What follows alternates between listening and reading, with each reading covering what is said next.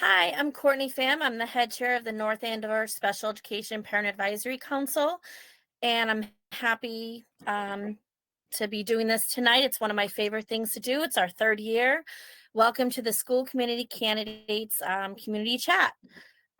Welcome Alyssa Koenig, Dave Brown, and Kevin Doobie. And then Rachel Anastasia is helping me in the background. Thank you, Rachel. All right.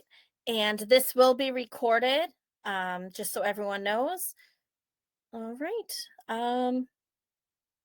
Let's begin. All right. All right. So we're going to go in alphabetical order. I'll go by the first name. Okay. So Alyssa, you're number one. Okay. Got it. The first one. All right. What? No pressure. So you have 2 to 3 minutes. Okay. Okay. What do you think is the greatest challenge in our elementary schools regarding special education? What is the greatest challenge at the secondary level regarding special education? So looking at the greatest challenge, I think, for elementary schools regarding special education is one, diagnosing when a student needs an IEP and getting them to, getting that meeting of, okay, we need some help here. There's a learning deficiency going on that we need to figure out or something. And getting the right resources, getting to the right people and knowing the right questions asked. I think that's a really big challenge. I think as far as the elementary school, and I know it's like throwing in another one here, is having resources in the teacher's classroom, having those extra set of hands. I think that's a big one. And I think the teachers really, really need that, to have that paraprofessional in there helping out, so that we have our, the special education kids are being able to be in that classroom, and that every child is getting the attention they need to learn at the level that and pace that they need to learn at. Looking at the greatest challenge in the secondary level regarding special education, I say, I put this at two parts as well. One is finding those students that have slipped through the cracks in elementary school. I think that's a big thing. And two, keeping students on IEPs that need to be on them and not rushing them off before they're ready. So those are the two. And I know it says the greatest, but I added in two on each, so I apologize. But I think those are the biggest challenges that we're looking at the elementary schools and the secondary levels. Thank you. Dave? All right. Hi, everybody. So I think in the elementary level, discovering the learning disabilities early enough, right, to make a difference, establishing fundamental tools of learning for those learners. The special ed learners need to get their fundamentals, reading, writing, and math. Providing a good balance. I guess this is the third one, so I'll stop with this one. But providing a good balance between integrated classroom learning and individualized learning out of the classroom, I think is probably pretty challenging for teachers to find that balance. At the secondary level, I think all of what I said already is true, but there's some additional challenges. The ensuring that the gaps are addressed. So child arrives in 9th grade and hasn't really been brought up to where they need to be. Now you have gaps and you have to work to fill those gaps, and that's got to be a challenge when you're trying to move forward from 9th grade, right, to make up for what they don't have when they enter. And then I think too, identifying a path for life success, trying to, for each student, figure out what the best approach is, so that when they get out of high school, they can go in a positive direction, right? Should you emphasize vocational learning? Should you emphasize, one thing over another? I think that's probably a pretty big, well, I know from my own experience as teacher that's challenging for teachers. Thank you. Kevin? Just realized I was on mute. The elementary challenge would be accurately determining students' needs and addressing them earlier. Identifying those needs before elementary school even starts would be very beneficial to students the most. And what benefits the children benefits the district as well. The entire justification for the enormous expense of early intervention is that the least expensive to treat the needs of children early than to let them snowball into a much larger need when they get older. Secondary level, it would be similar, accurately identifying needs. At this level, with course material getting more difficult, learning issues not previously identified may begin to present, which could require appropriate remediation. That would be it. Thank you. So the second question, what does it mean for students to be supported in the least restrictive environment? Alyssa? So I think what they're trying to get at is keeping children in the most normal learning environment as their disability allows. So really looking at trying to keep them integrated in a normal level learning classroom as much as possible, and maybe having those additional resources in the classroom so that they're among their peers and able to learn alongside with them, maybe even though it's at a different pace or with some other special additive learning materials that may be needed. So I think that's ultimately the goal, is a least restrictive environment. Sometimes that's not always possible. So you have to look at each child individually and what is the least restrictive environment that child is going to thrive in. And sometimes maybe it is, in an outside source, but the goal is to keep them integrated in a normal learning classroom around among their peers, but still having the resources there that they need. Thank you. Dave? So I did a lot of homework on this one and learned myself that LRE, or least restrictive environment, is not a place, but a principle, right? It's an objective. And the children, as was just stated, the children should be in the same classrooms as their peers as much as possible. And in particular, should be integrated into their IEP, into their individual ed plan, with the emphasis on individual and inclusive. But it has to be tailored to the individual student's needs, so that they can get what they need out of each learning environment, both the integrated one, for lack of a better word, and when they need their own special external instruction. Thank you. Kevin? Well, the least restrictive environment is the environment in which the student is best served to assist them in their social, emotional, and educational needs. What is restrictive to one student may be freeing to another, which makes it difficult to just make assumptions based upon what is closest to the typical general education as being best for the child. Teachers and parents determine a student's abilities and create an educational plan to accommodate them. Typically, students are placed in a pull-out or push-in type of program where they are placed in a mainstream classroom with a SPED teacher support. The students who have the more needs receive more services. Students who have more severe needs are typically placed in a classroom geared towards their needs. Least restrictive environment means that each student is placed where they can be function and learn the best. Thank you. During the school year, new needs arise. New students needing services move in. Additional staff is needed as students develop, and placement changes often necessity an increase in staff or a change of placement. How do you plan to budget for these additional expenses, and from where will you redirect additional funds to ensure required services are provided? Alyssa? Thank you. So I think that this is a hard thing when we're talking about a budget and how we're going to plan ahead. And this is one of the things that I advocate for, is thinking, okay, we need to be prepared and we need to plan ahead and we need to make sure we're ready for changes as they need.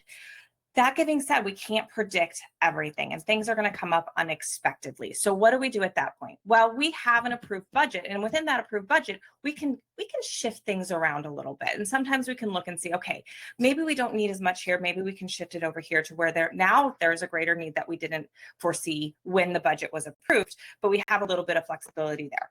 The other thing is we need to just constantly be looking for extra money that we can bring in to allocate to the changes that we need that come through as we have additional expenses or need to redirect funds.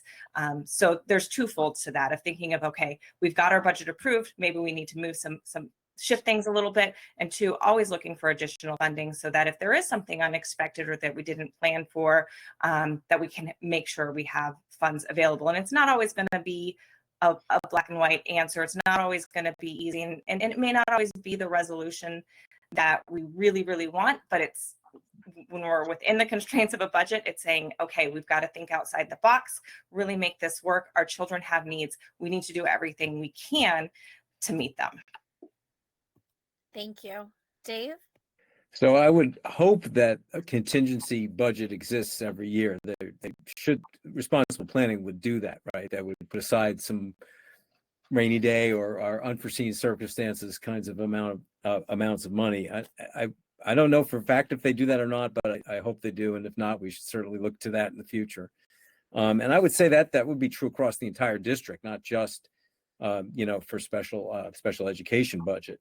And then, no matter how well you plan, sometimes stuff happens, right? And so no doubt that's happened before. I'm sure it'll happen again where, we find ourselves in need of more money. And similarly, I would say, we should always actually be periodically scrubbing a budget to look and see if everything's been used. If there's money that turned out wasn't necessary, we can move it into fill in these gaps. And so I would expect that we would do that with some sort of regular interval, prioritize the needs, and do our best to fill them. I don't think that we could identify specific areas, that we would say, well, we're gonna just reduce X to fill Y. I think it would be every year would be a bit unique, and we would have to follow that kind of process. Thank you. Kevin? The school budget is set at town meeting. The town maintains a stabilization fund to provide additional funding for unexpected increased expenses, just like these during the year. Really, that's the school committee's responsibility, is to make sure that the fund is maintained at an appropriate level in the budget planning. So that's how we do it. Okay, thank you.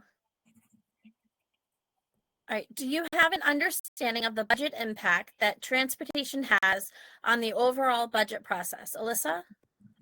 So this is actually a really tough one, because I know legislation has recently changed on the transportation budget and what's allowed, and I know that's increased, and there's a lot of facets on there that we need to understand. Well, I need to understand better. And I don't have all the answers to this question. Do I have an understanding? I have a generalized understanding, but I think this is an area that we can all increase our knowledge on because of recent legislation changes. But knowing that this is going to be an impact, we have to really think about the transportation of our students that are in the special education program, that are eligible for it, and really thinking about how that plays in to make sure that it's available, and understanding those those state standards that have just raised that budget, and thinking about how we can facilitate that into our own budget, and knowing the laws that have recently come about around that. So it's definitely this is a tough question. And I don't want to sidestep around it. It's definitely an area that needs a lot more research, but knowing that this is something we need to take serious into consideration when doing a budget, and looking at, okay, the states has increased, I think, up to like 16% of it, or whatever the number may be, and how that plays in and how that impacts. So it's definitely an area for more consideration, especially when we go into planning for next year's budget. Thank you. Dave? So just to add a little bit to the discussion there, I noticed when I was looking at the budget numbers yesterday, the transportation budget overall for the schools had the largest percent increase from last year of any line item. It went up 8.16%, which that's kind of an eye opener, right? And I know that it's a tough problem. It's a tough logistical problem. It's a tough resource distribution problem. I see the buses going around and they're empty a lot, right? And they're running their routes anyway. And I can't help but wonder if there's some efficiencies we could get there. And it's really, when you watch everyone drop kids at the middle school every day, the endless stream of cars going in there. It's like, well, there's got to be a better way, right? But I think part of the problem is that it's expensive, and in order to try to make it efficient, done what they can, but now it becomes inconvenient. There's this sort of trade-off, right? That, if you don't want your child on the bus for an hour, you're going to give them a ride to school. So bottom line is, it is a very complicated problem, and something we have to really, really study to see if there's a better way to do it. And I just wonder if, and it actually, another fun fact is 5% of the overall budget, right, for the schools, which is a gigantic number that I think we'd probably rather see go in other places. So I don't know. I think we need to study it and see if there's a better way to do it. Maybe follow some best practices from other districts, things like that. Thank you. Kevin? Transportation for students is a large part of the educational budget. And as we know, all students receiving IEP services are eligible to receive free transportation. Dave pointed out some of these numbers, that the transportation budget is actually 3.4 million, almost 3.4 million proposed, which is 5.5% of the $60 million budget. And Dave said 8.1. I saw 8.8% in the budget, but 6 and 1/2 dozen of the other. Yeah. Which, as mentioned, is the largest percent increase of any line item. When you talk about the empty buses, just to pontificate a bit, I know, like, my daughter has a bus pass, one of my younger daughter. My older daughter typically brings her to school and back, so she's not on the bus. However, past 7th grade, everybody has to pay. Now, these no matter how far away you are, these numbers don't necessarily include the net. This is the total. So I don't know how much of that middle school, high school buses that you see flying around empty are in fact paid students that it's their problem that they didn't get on the bus. We had to buy a bus pass for those. I think at this point she's taken it 6 times, 7 times, but you needed it when you needed it. Right. I will say that being out country myself, one issue I did have when 7th grade rolled around was that we had to pay.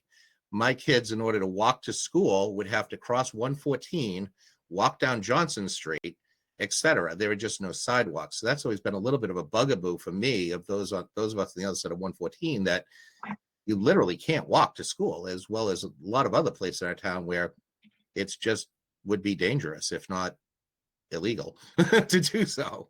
But yeah, that's my answer. Thank you. What is your understanding of the current reading instruction at the elementary level and the curriculum being implemented in our schools? Do you have knowledge of it, if it aligns with research-based practices? Alyssa? Thank you. So this is an interesting question, because I think for a long time we had real issues with our reading program, and on in a program that wasn't fully a research-based practice. And they've really recently shifted the reading program. And I believe, my daughter being in kindergarten last year, when they really started implementing this, has been phenomenal. And this year, as they implement the wit and wisdom, again, she's been a great recipient of that. And I know that they are, shifting towards, okay, we need to have research-based practices when we're teaching our children this fundamental skill. And I've heard from some of the first grade teachers even that what they've implemented in kindergarten, that now what they're bringing into first grade and implementing this new reading program, it's phenomenal. And there's such a huge difference already. So it's going to be really exciting to see as it continues on, as this generation moves up. And they implement a reading program that is research-based, rather than, what had been utilized in the past. And we'll see, if we need to make any adjustments. But it's always important, I think, to hear the feedback of our teachers and our reading specialists, and the ones that are really implementing it, on, is this working? Are we seeing progress? or do we need to make adjustments? And I think as a school committee, we need to have our ears open to listening to that, listening to our teachers and our parents on how they're feeling the reading level is going with their students. But I will say, as a parent of a first grader, her progress has been phenomenal, and I'm really happy with it. And I've seen that with her peers as well, and heard the great feedback from her teachers. So it's an exciting time as we think about implementing this new program and seeing where it's going to go. Thank you. Dave? So similarly, I think that the movement is good and positive, what we've done most recently, but I did look at our performance, and our ELA proficiency for all learners is really kind of mediocre, in terms of the past several years. I'm glad it's turning around. I'm psyched about that. I do think it's certainly the way I learned to read, based on phonics and fundamentals and building blocks.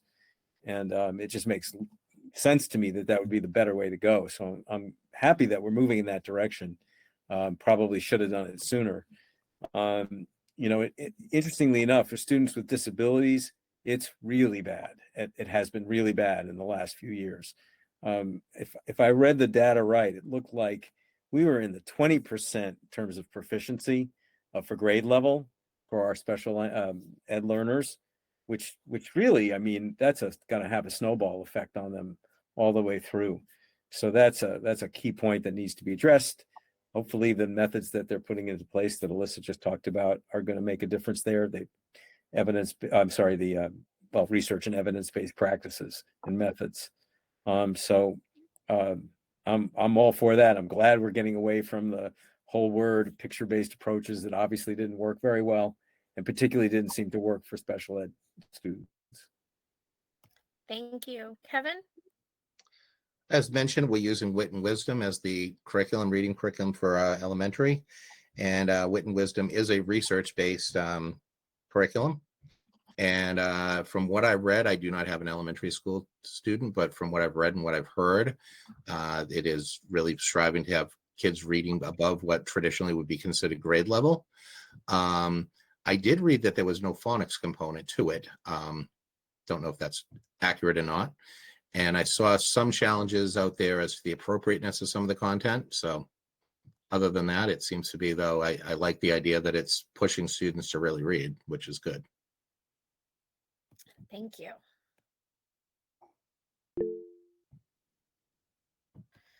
Should the district be attempting to bring students back from out-of-district placements and back into the public schools? Does our programming need to change? Will the audit help with this?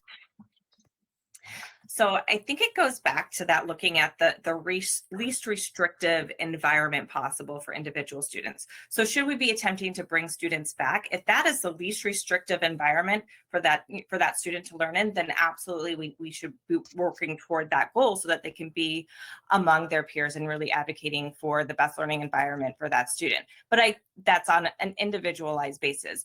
I think every child learns differently, right? They all have things that work better for them and things that don't. So again, looking at that least restrictive environment of what's best for that individual student is what we should be looking at. As far as does our program need to change and will the audit help with this? I don't know what the audit's going to say. I think we probably have some inclination of things that we're looking for, the concerns that we have. But I think the hope is that the audit will be very telling, which will allow us to make some moves.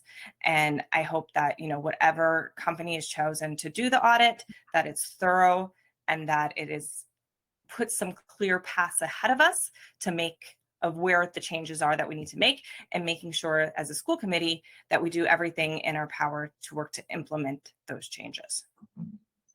Thank you. Dave? Well, I would certainly hope the audit would help with this. That's the big part of the purpose of it. So if it doesn't, then I think we must have chosen the wrong auditor. If a student's currently being sent out of district, it means that there's already been a determination that the resources that they need are not available locally. So in order to bring that student back, we'd have to make sure we had those resources available for that student. So that would either mean they need to be added, or the programming would need to change, or both. So hopefully this audit will help us determine whether there's some inefficiencies in our current approach that we could, exploit, turn around and make it possible for us to meet the needs of these students that are being sent out. And that would be great. I'm sure that in an ideal world, we'd want to educate everyone we could in North Andover. We'd want everybody here if we could do it. That's probably not practical, but the more that we can, that's probably the best for everybody. But we have to be able to be sure we can meet their needs. I feel also that the question about whether programming needs to change is kind of a separate question on its own. And again, hopefully the audit's going to hit that one straight on and come up with a determination there as to whether we need to change what we're doing or not. Thank you. Kevin?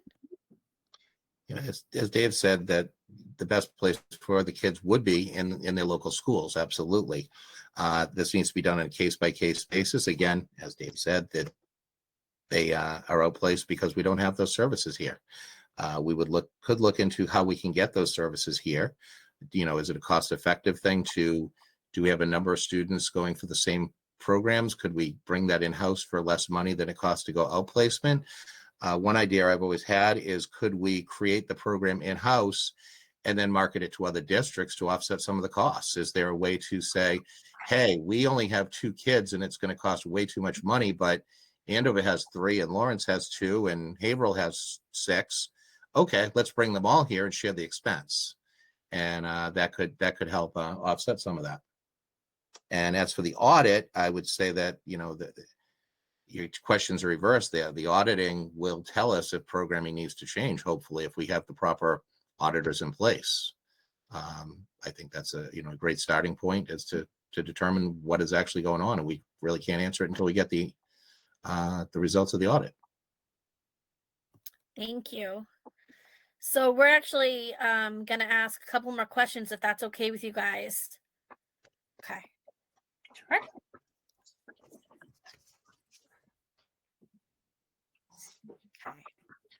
All right. What are your ideas to reduce the classroom sizes, since even after the ABECC building, we're still struggling with this in some schools? How do you think class size impacts the education of special education students?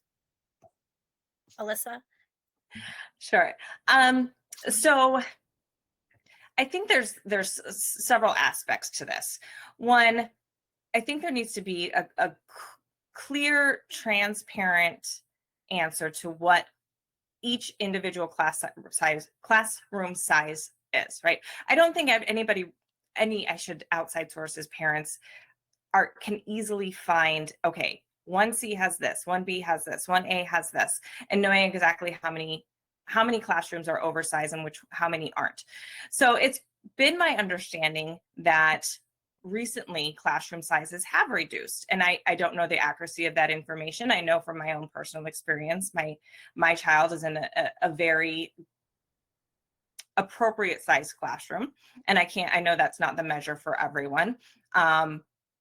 But I know that a lot of parents, I've recently spoken to parents who have had kids in the high school, and this was a big issue when their kids were younger. So I think the issue is starting to be addressed. I think we're starting to reduce the class size numbers.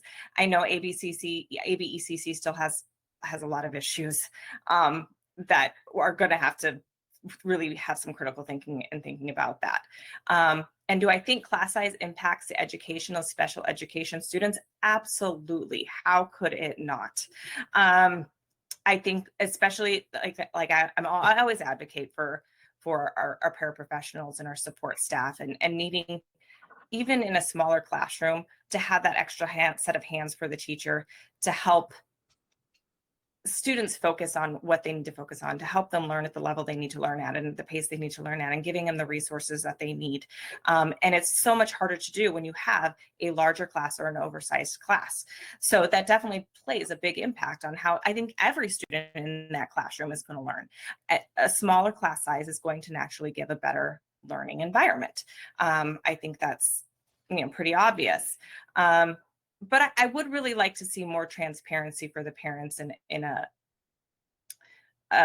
in a way that they can really see the class size numbers in a simplified form, rather than just taking a word for like, oh, we only have 2 classes that are oversized, or we only have 3. I think we need to have a more transparent solution to this for our parents and for our caregivers, so that we really get a better understanding of what we're looking at, and the resources we can use to help continue to help bring that down. Like I said, I think there's been progress over the years, and perhaps there's still some more progress to be made. But I think it is an important element on how our students learn.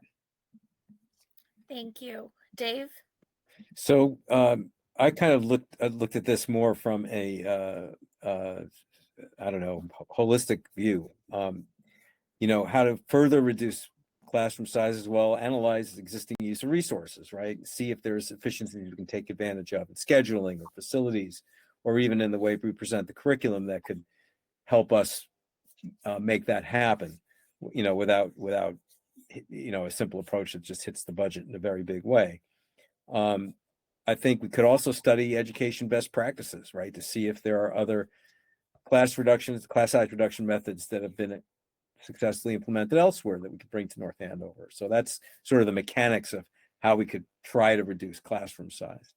In terms of its impact on special ed students, clearly special ed students need individualized instruction. So, generally speaking, the smaller the classroom, the better, right? Of course, you could go too small and make it not productive. But I don't know what the optimal number is, but I think our overall approach to making the student-teacher ratio smaller will certainly benefit special ed students. And as was mentioned by Alyssa, paraprofessional and support staff additions obviously help, right? Make the existing classroom sizes work better. So those are all things that we should definitely pursue. And I do also agree that I would like to see more specific reporting from administration into the school committee about exactly what those sizes are, not just sweeping statements that they're getting better. I completely agree with that. Thank you. Kevin? Well, first, with regard to class sizes and them getting smaller, as Alyssa pointed out, the ABECC did alleviate some of that. I know when my children were in Franklin a few years back, they were pushing 24, 25 kids per class. And when the ABCC opened up, we got down to 18, 19 students per class. However, we know the ABCC is now getting kind of stuffy. Oh, the other thing is we've lost about 300 students since 2019, 2020. And looking at the latest census, we're down a couple hundred students across the district. So that's also helping with the classroom sizes at the moment. But yeah, the ABC is a perfect example why we need to make sure we have improvements that are good. We know that we have a number of school expansion projects that are currently being proposed. I think those need to be constantly evaluated to make sure that they're appropriate and going to be effective. I know many of those were based on Royal Crest. As I looked at the numbers, it was, okay, this is this, this is this. As to large class sizes, they impact all of our students, not just special needs, but the special needs students are impacted in particular, particularly with inclusion. A large class size has an enormous impact on inclusion in mainstream classrooms because teachers only have so much time, and the more students they have, the less time they have for an inclusion of a special needs student. That's all. Thank you. Okay. Consistent concerns are how we as a town include our residents of color and LGBTQ folks. What are your plans to ensure that the LGBTQ students and students of color are respected, included, and protected from harassment? So I think one of the biggest things we need to do is listen and have conversations. We need to have uncomfortable conversations with each other, with our students. Our students need to recognize through these uncomfortable conversations that there are inequalities that need to be addressed. If we don't bring that to their attention and we don't teach them that, they're not going to recognize it. And if they don't recognize it, they're not going to know to stand up against it when they see it. So we need to make sure that we are educating them that there are inequalities out there, that they need to be recognized. And when you do recognize them, you need to stand up and say something and make the change, because that's where the change is going to happen, is with us and with our students, of recognizing it's there and then standing up to it. And that's how we can best respect, include, and protect our students from harassment, from students of color, LGBTQ plus students, is standing up for them for those inequalities. And if we ignore it, if we pretend it's not there, we can't do that. So we need to get comfortable with having uncomfortable conversations and making sure that our students see that they need to stand up for each other, and that there are inequalities that we need to try and work to rectify. So I think that's how we do that. Thank you. Dave? So it's guaranteed under existing and North Andover Schools policy and state laws, right? It's fundamental civil rights we're talking about here. I would certainly want to ensure that everyone involved in our district understands that. And I think one way to make sure we accomplish that is regular updates to everyone involved in the district regarding this, so that it's not something that only comes up when there's an incident, that it's part of a regular system of keeping everybody informed of what our policies are. And I mean, the raise principles are constant. We're reminded of those. They're great. And this is, a nice augmentation to that. I would recommend we have regular updates on that. I would suggest we should send out regular reminders during this year to students and parents specifically about these concerns, about making sure we respect each other's civil rights. And I would suggest maybe that those communications could also include reminders on the process that any student or family that is being threatened or bullied or harassed, that there are things they can do about that to protect themselves. We have a compliance officer. The district maintains a compliance officer whose job it is to help people that that are for lack of a better word, a victim of this kind of thing. And we need to remind everyone that they have that mechanism to deal with it. So those are my thoughts on how to assure LGBTQ plus folks or students of color or anyone who is concerned about or receives poor treatment from their fellow students or staff. Thank you. Kevin? We need to promote unity within our student body. I will say that my experience with the students at North Andover, I know there are isolated incidents that are bad, but on the whole, I have seen a great deal of unity within our student body. Kids of all walks of life getting along together. They're here at my house quite a bit, and all throughout since elementary school onward, we've had LGBTQ, persons of color, you name it, whatever. They were all just kids, and they all get together as kids. And I believe that that's the main thing that we need to get to, is unity and understanding that, we all may have some differences, but at the end of the day, we're all very much the same. Every student needs to be allowed the same opportunities, rights, and obligations. These are civil rights issues. And we need to not have divisive rhetoric that drives students or drives wedges between students.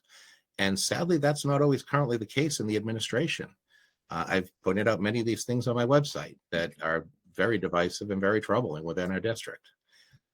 So yeah, you can see my website for more information on that. Thank you. Thank you. Gordon, can I give a follow-up on that? Or is that, Yes. are we not? Yep, Okay. that's fine. I just wanted to, so I do practice in employment law as well. And I get several cases with very specific issues of people being discriminated against for LGBTQ plus or for people of color that have been discriminated in the workplace. And I think it's very easy to say, there's policies in place and bring it to administration. But I see this as grown adults in big companies who have policies in place, who have huge HR programs, and these are still happening as adults. And so I can't imagine as children having to deal with that and having to the courage to say, okay, now I'm gonna go to the principal, because that's just, as we've all been in school, that's just not how it works. And I think we cannot turn a blind eye and act like everything's okay, that we have policies that are going to protect them, because they're not there. They're not protecting them the way they should be. And we need to have our students realize that it's not a unified background. There are inequalities, and they need to stand up for each other. We are not, we can't be colorblind, because then we're acting like everything is okay. We need to be color conscious, and we need to look at what's going on and not ignore that it's happening, because it is. And we need to make sure that we're going that extra mile, because what's there now, it's not protecting our kids. Thank you.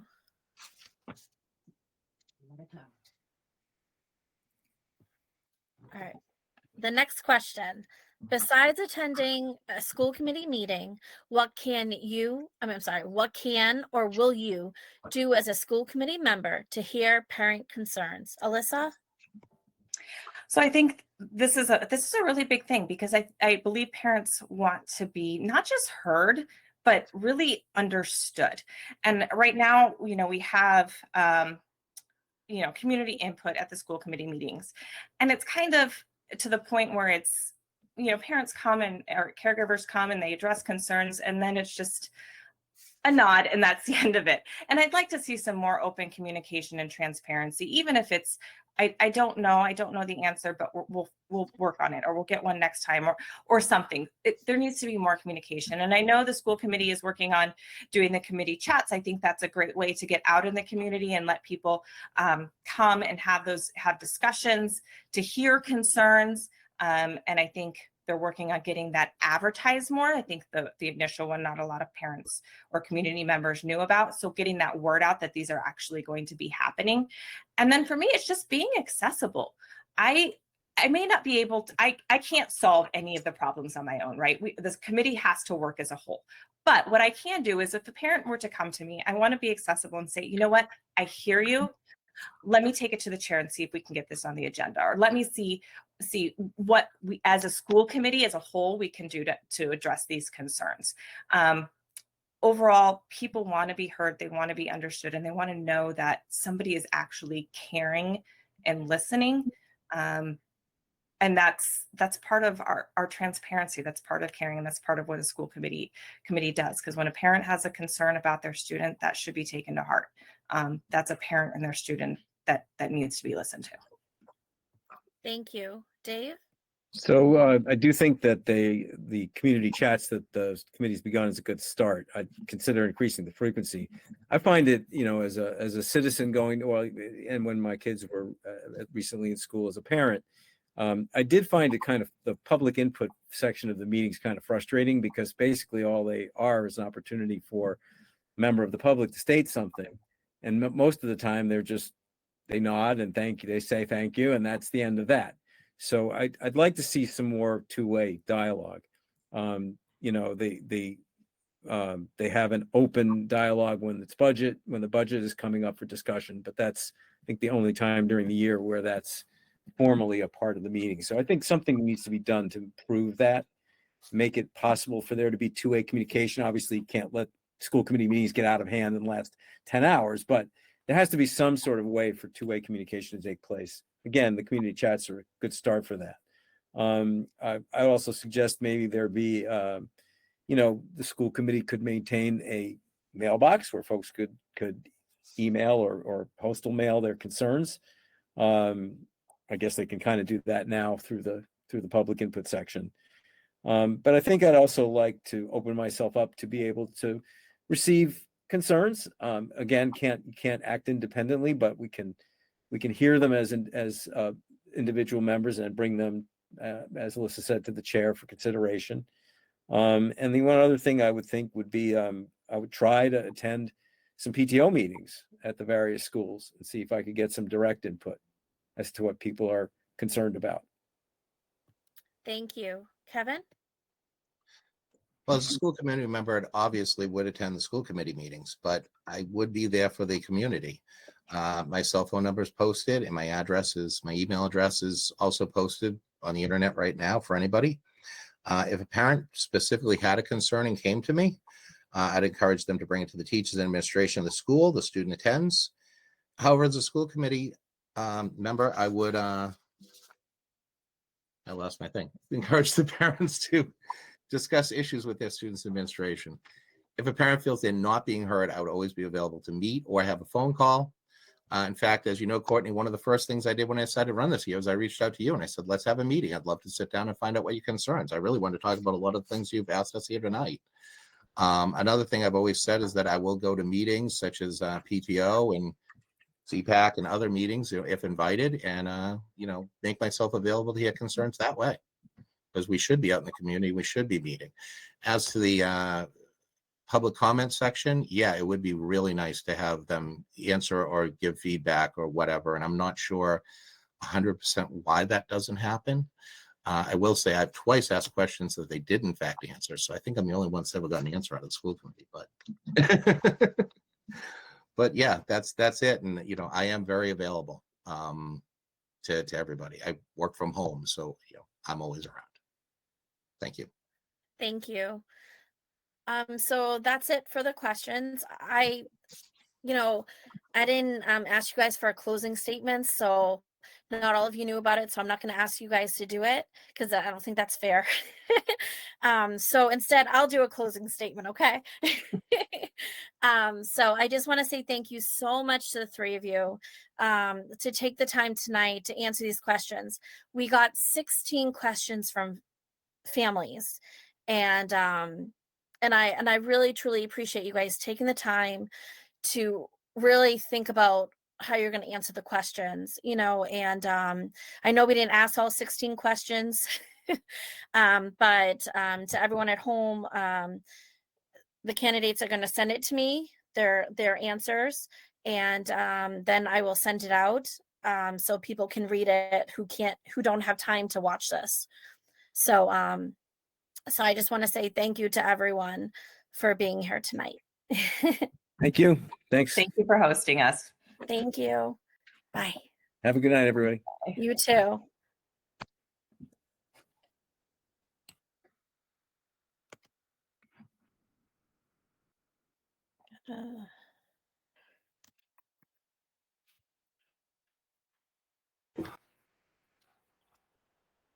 Thank you, sir.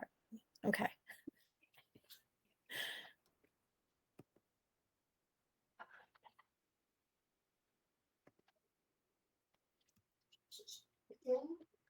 Mom?